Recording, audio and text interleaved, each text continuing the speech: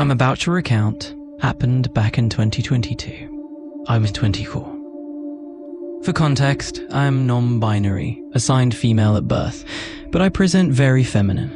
At the time, I was studying in Paris, renting a room from my boyfriend's mum in a town a little over an hour outside the city, about 20 minutes from Versailles. It was winter break, and I planned to meet a long-time internet friend in Paris. For the very first time, she ended up being toxic, but that's a story for another night. Now, I'm pretty petite. A lifelong eating disorder has shaped my body, and I've always looked much younger than my age. Even now, I still get carded for alcohol. On the day of the meetup, I wore a skirt, dressed casually. We had a good time, but because I lived so far away, I knew I had to leave earlier than I wanted. After 10 p.m, public transit thinned out fast, and I needed almost 2 hours to get back. I didn't leave early enough. I caught a train as far as Versailles, but then I had almost an hour to wait for the bus to a nearby town, where my boyfriend would pick me up. Outside the train station, a group of bus drivers were smoking, chatting. I walked over, asked which bus went to my stall.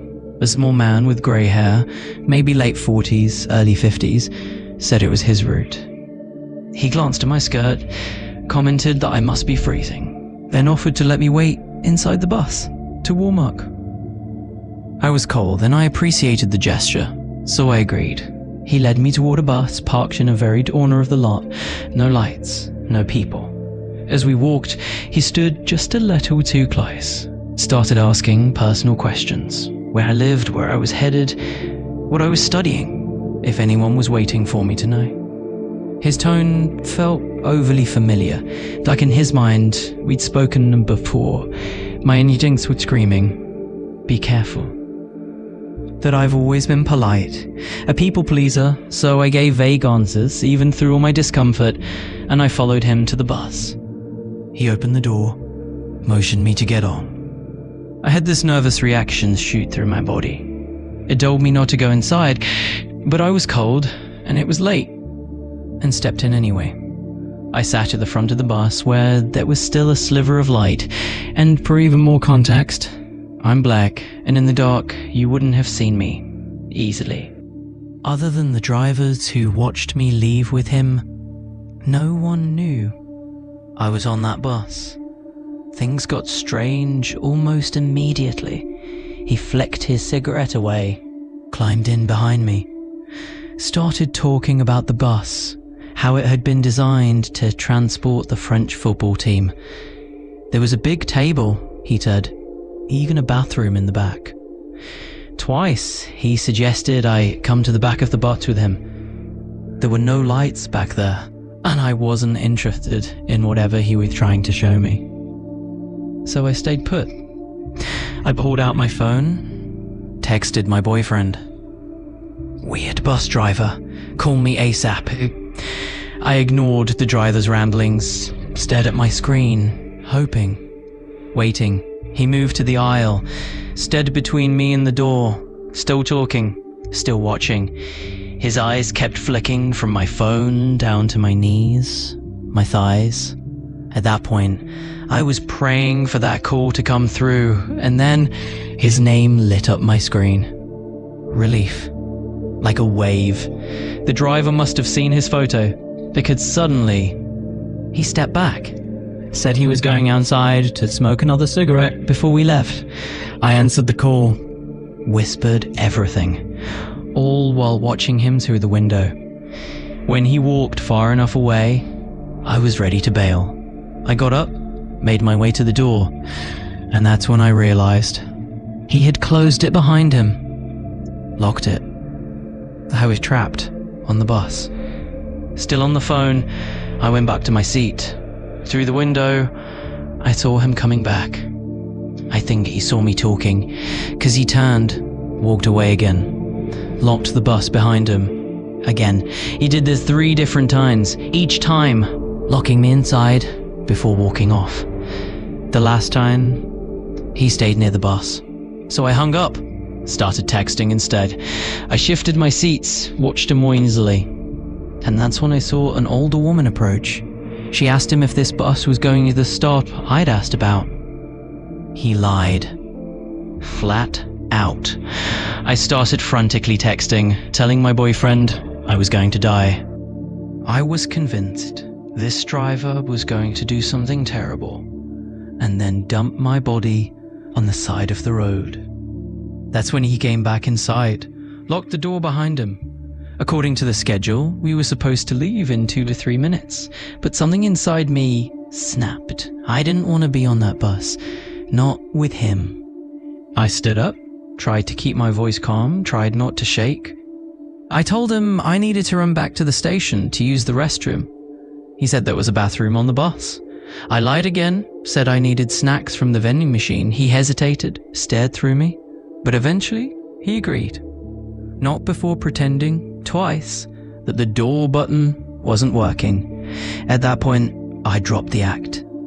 I told him if he didn't open the door right then, I'd grab the emergency hammer and break the window, and suddenly, to my surprise, the button worked. I bolted out of the bus, into the freezing night air, breathing like I'd just escaped a prison cell. I ran back toward the station, hid behind a vending machine, and finally burst into tears. My boyfriend called back, said he'd reached out to his sister in Versailles. Her boyfriend was on his way to come get me. While I tried to calm down, I saw the bus driver walking through the station, looking around like he was searching for something or someone. I held my breath until he left, and that moment it hit me. He was searching for me, like I was his prey, and I knew then my instincts had been right. Eventually, my boyfriend's sister's boyfriend arrived, took me home. I couldn't sleep that night, or for many nights after. Not sure if it was the adrenaline, or if my insomnia had simply gotten worse. I filed a report with the bus company, but in their one and only response, all I learned was that he wasn't one of their regular drivers. So in essence, nothing was done. I'm grateful to the people who helped me that night. But I also learned a hard lesson. You have to trust your instincts. If someone makes you feel uncomfortable, unsafe, uneasy, you don't owe them politeness. Get out, make noise, break a window if you have to. It's far better to seem rude than to end up as a story on the news. I saw someone else share a story about Ireland here, so it felt right to post something that happened to my friend and me. My best friend and I are both from London, but her dad's side of the family is Irish. She goes there every summer, the whole summer. Last year, I joined her 2 weeks at her granddad's house. Now, her granddad lived in rural Ireland, and I mean rural. The nearest town is a 40-minute drive. His house is the only building for about 5 kilometers. Behind it, a forest. In front, a lake. It's beautiful. But that's not really the point of this story. One evening, her granddad, her brother, her aunt, and her dad were heading to the pub. They invited us. Tempting, sure, but we said no. We were excited to have the house to ourselves. That doesn't happen often when you're a teenager.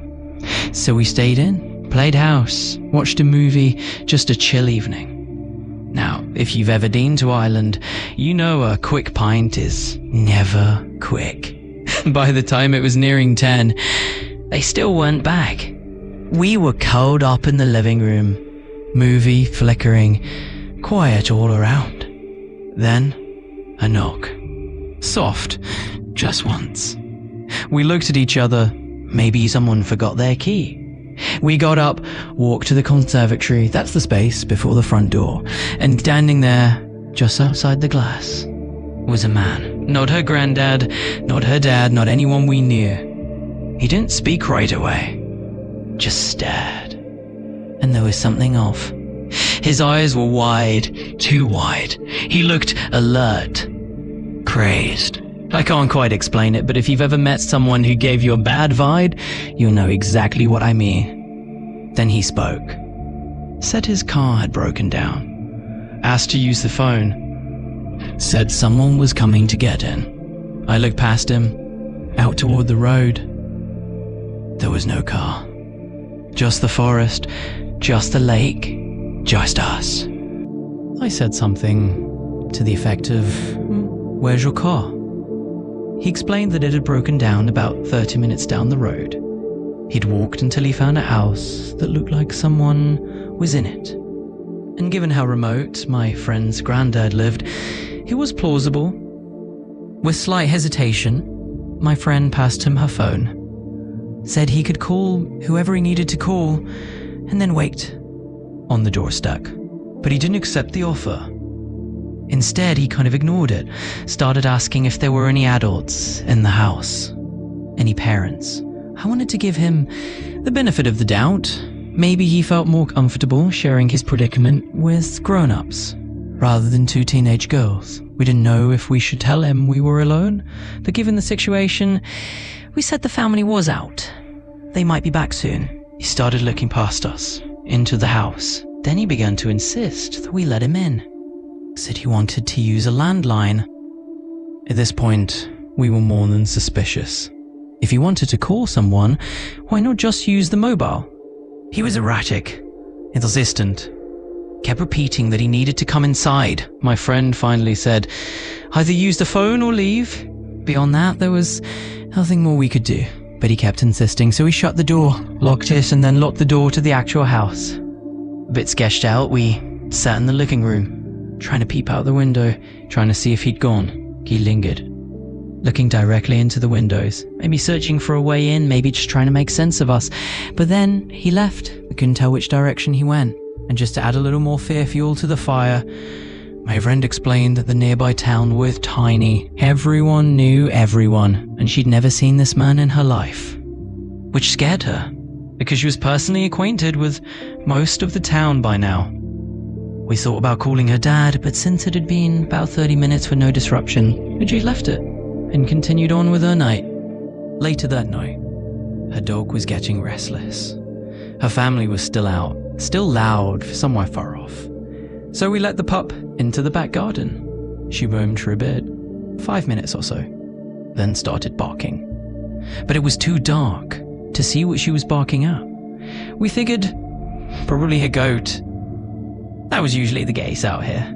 We called her in, went about our night. Her family probably wouldn't be back until the early hours, so instead of waiting, we decided to head up to bed. My friend went up the stairs, I went to the kitchen. It's at the back of the house. Just wanted to grab us some water. And that's when I heard it. Someone shaking the handle of the back door, trying to get in. Now, this is a really old house, and I didn't exactly trust that door to hold up against the weight of what I suspected was a grown man, trying to force his way in. I screamed. Loud. Instinctive. My friend ran down the stairs, and whoever it was at the back door started banging hard, like his life depended on it. And I swear, I felt my heart drop straight out of me. My friend shouted that she was calling the police, which in that moment was a lie. She'd taken both our phones upstairs. But what else do you yell in that situation? She hoped to scare him off. And luckily, it did. The banging stopped. We heard footsteps moving away, farther and farther, until we couldn't hear them anymore. Standing in the kitchen, frozen in fear, we couldn't even speak. And then, a moment later, we heard the front door open. And we thought that was it. He'd gone around the front, found a way in. On instinct, my friend grabbed a knife. We hid in the pantry. And I think you can imagine our relief when we heard her dad call out for us. They were back. At that point, we were absolutely in a tizzy, and I'm sure they could tell. We frantically asked, "Did you see a broken down car on your way home?" But they hadn't. No car, no clue what we were talking about. We did our best to explain the night, the knock, the man, the door handle. Her aunt tried to console us, said everything was all right now. But her dad and brother, they were more action-oriented. They grabbed flashlights, went searching. They were gone for about 20 minutes, and when they came back, they didn't have the most settling news. No sign of a broken down car anywhere near the property. But in the garden, her brother found something. About 10 cigarette butts, all clustered together. no more than 15 yards from the back door, right in a spot where you could look up and see straight into the kitchen window. Whoever had been out there had likely been watching the house for hours. I think when we turned the lights off, he took that as his opportunity to try and get inside. Me going to the kitchen, catching him in the act, probably surprised him, but it wasn't going to stop him. Not until my friend yelled out the word, "Police." I still had 6 days left on that trip, but I don't think I was comfortable for a single one of him. I love my friend with all my heart, but I probably won't be venturing back to Ireland with her next summer. When I was younger, maybe 13 or 14, I was invited on a camping trip. Just me, my best friend Pat, his dad, and a few uncles. It was a guy's weekend, a kind of coming-of-age thing. Fishing, cooking over fires, sleeping in tents, our first couple of beers. The kind of trip I'd want to take with my own kids someday. We drove pretty far up north. I can't remember exactly where. It's been 18 years, but I know it was about 2 hours north of where I live now. We parked Pat's dad's truck off the side of the road, deep in the bush. Then we canoed a long way, down a river to a lake. That's where we set up camp, right at the edge of the water. And across the lake, we saw it. An old cabin. Abandoned looking. The roof sagged, bushes grew wild around the walls, nature was trying to reclaim it. At one point, Pat's dad and his uncles were fishing, drinking, and they let us go off adventuring. Surprisingly, they let us take a canoe across the lake to check out the cabin. Thinking about it now, there's no way I'd let my own sons go that far off, not where I couldn't reach them in an emergency. But Pat's dad and uncles were drunk. So we did what 13-year-old boys do. We paddled across, checked it out. From the outside it looked wrecked, but the front door was unlocked and we went inside. That was a mistake. Because inside, it was not abandoned. It was lived in. Very much lived in. It freaked us out knowing someone called this place home, but they weren't there. At least not at the moment. Porn magazines spread across the table, a bong, a tray full of weed, beer bottles everywhere, and on one of the shelves, 2 hunting shotguns. I know, it was dumb, but we picked them up. Never pulled the trigger, just walked around like idiots, feeling cool. We checked out all the rooms in that cabin. The one really creeped us out. And yeah, I get it.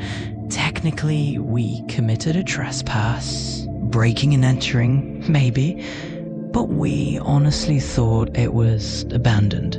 Once we were inside, we figured it was someone's hangout, even though it was pretty deep out in the woods. Anyway, the room in question, they had mannequins, the kind you see in clothing stores, but none of them were wearing clothes. They all had wigs, different lengths, different colors, long, soft coarse. And I'm sure I don't have to explain how off it feels to walk into a room dedicated to a dozen mannequins. How was our cue? We'd had enough. We put the guns back where we found them, canoed back to our campsite, told Pat's dad everything. He was almost as stunned as we were. And I think it kind of hit him right then and there.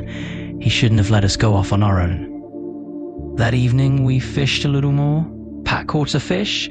His dad cooked it over the fire. While we were eating, 2 guys came by in a motorboat.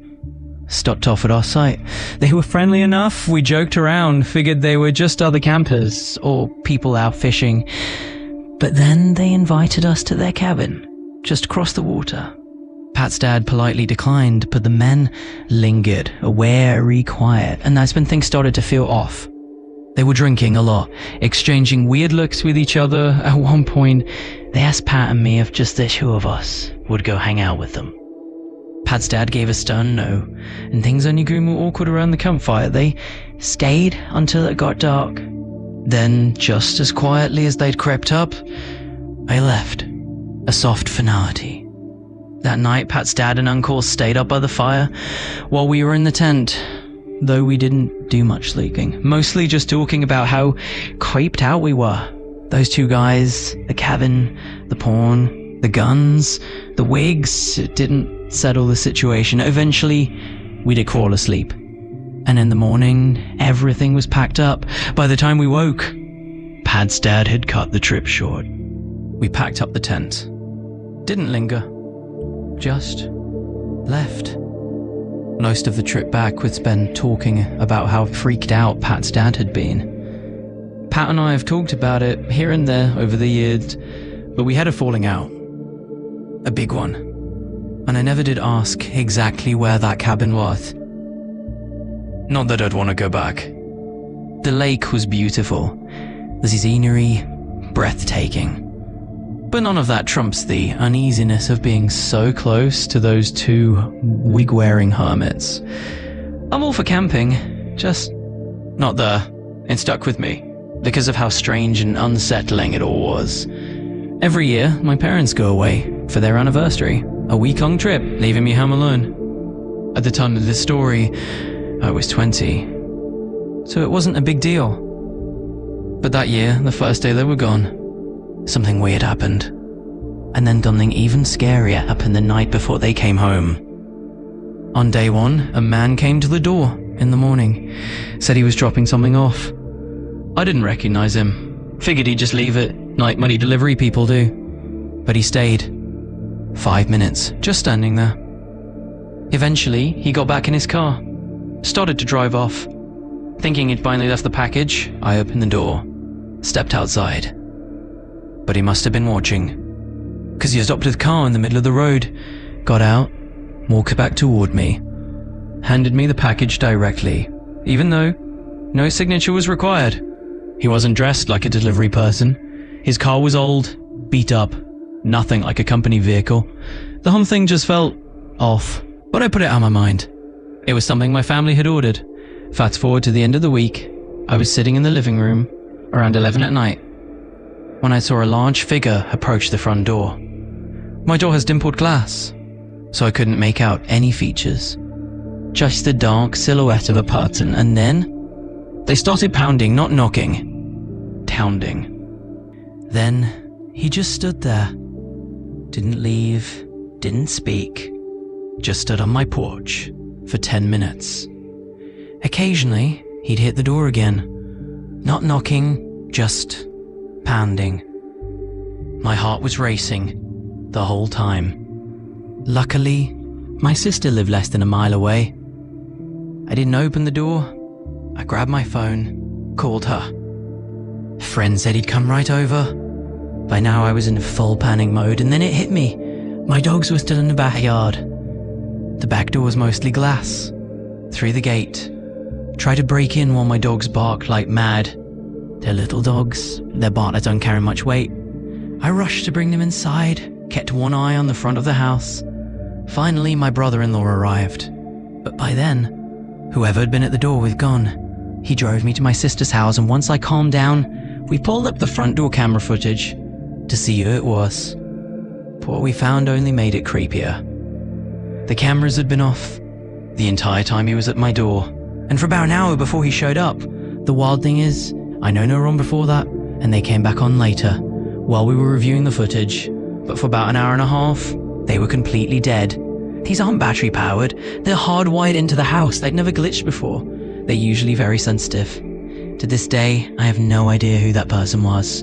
I checked the news, asked around, but apparently, what happened at my house wasn't part of anything bigger. I don't know if he was trying to rob me, or if he had something worse in mind. Part of me thinks it could have been the same delivery guy from earlier that week, but I have no proof. All I know is it still freaks me out, and I hate being home alone at night because of it.